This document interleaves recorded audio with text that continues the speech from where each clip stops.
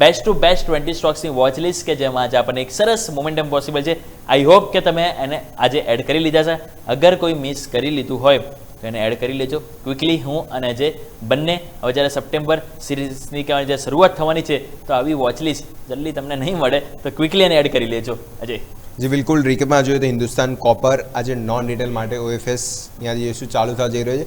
Momentum positive લઈને ચાલશું. Grow block deal છે પણ ડિસ્કાઉન્ટ પર અહીંયાથી બ્લોક ડીલ થવા જઈ રહી છે તો રેડ રહેશે.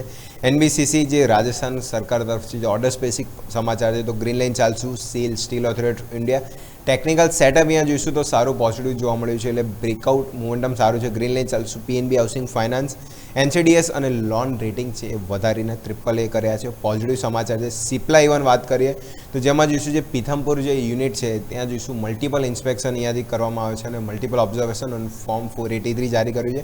નેગેટિવ સમાચાર છે રેડ રહેશે. ટેકનિકલ સેટઅપમાં બંને અદાણી ગ્રુપની company Adani enterprise even hyper closing અને ફાઇનલી જુલાઈ અને ઓગસ્ટ મહિનાનું ફાઇનલી બ્રેકઆઉટ અહીંયા જોવા મળ્યું છે. મોમેન્ટમ પોઝિટિવ છે.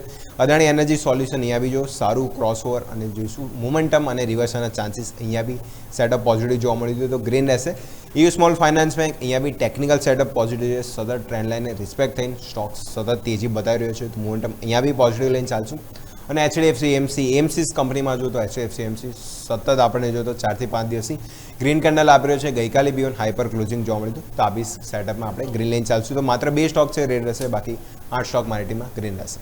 ઓકે, તો ક્વિકલી મારે પણ 10 સ્ટોક વાત કરી લઈએ. તો પહેલાં હું વાત કરવા માંગીશ ટેકનિકલી તો બજાજ ઓટો સ્ટોક તમે જો ગઈકાલે એક સરસ મોમેન્ટમ સાથે ક્લોઝ થયો છે. ડેલી વીકલી બંનેમાં ફ્લેગ પેટર્ન બ્રેકઆઉટ છે. Green link ચાલીશું.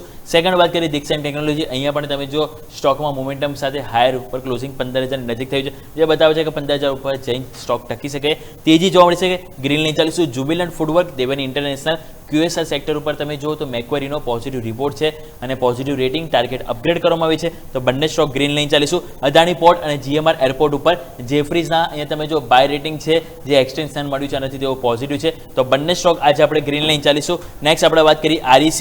અહીંયા સબસિડિયરી નવી 2 પાવર ટ્રાન્સમિશન કહેવાય કે તેઓ અહીંયાથી ખાસ કરીને નવી 2 સબસિડિયરી બનાવી છે તો ગ્રીન લાઇન ચાલીશું. આપણે વાત કરી અદ્વૈત એનર્જી ટ્રાન્ઝિશન. આ પણ સ્ટોક છે કે જેને કંપનીને 134 કરોડનો ઓર્ડર મળ્યો છે. પોઝિટિવ સમાચાર છે. ગ્રીન લાઇન ચાલીશું. વોડાફોન આઈડિયા અને લોરસ લેબ બંનેમાં જે ટેકનિકલ ચાર્ટ સેટઅપ છે એ પોઝિટિવ મોમેન્ટમ બતાવી રહ્યા છે તો ચાન્સીસ રહેશે કે અહીંયા પણ તેજી જોવા મળી શકે તો આ પણ સ્ટોક આપણે ગ્રીન લાઇન ચાલીશું. તમારા 10 સ્ટોક છે કે જેઓ આજે લીલા નિશાન સાથે એડ કરીને ચાલવા માંગીશ.